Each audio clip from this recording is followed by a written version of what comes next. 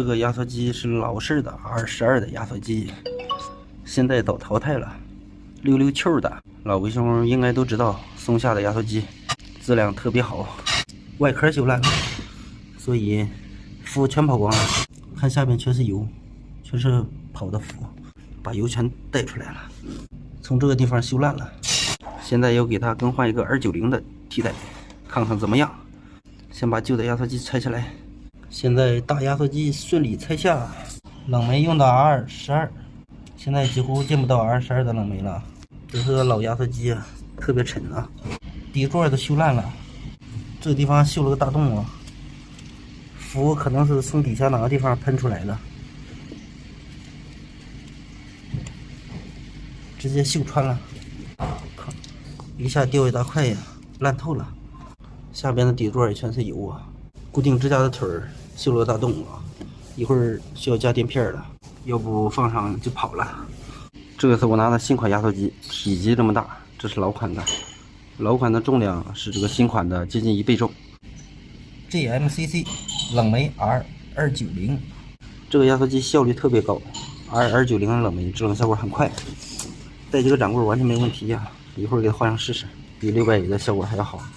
现在压缩机已经更换上了，换上以后把过滤器焊上就行了。刚才清洗了一下系统，清洗干净以后就可以焊过滤器了。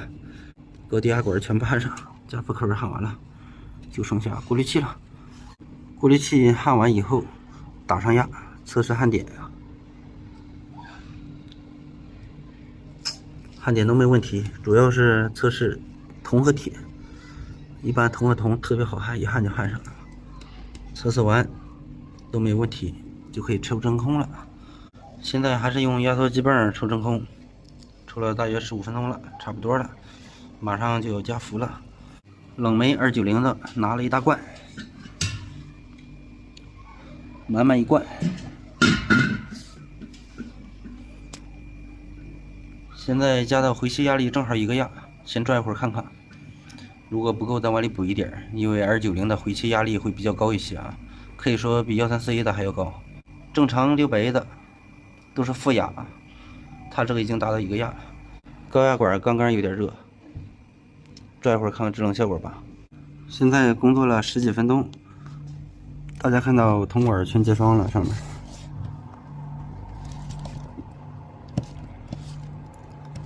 手放上都沾手啊。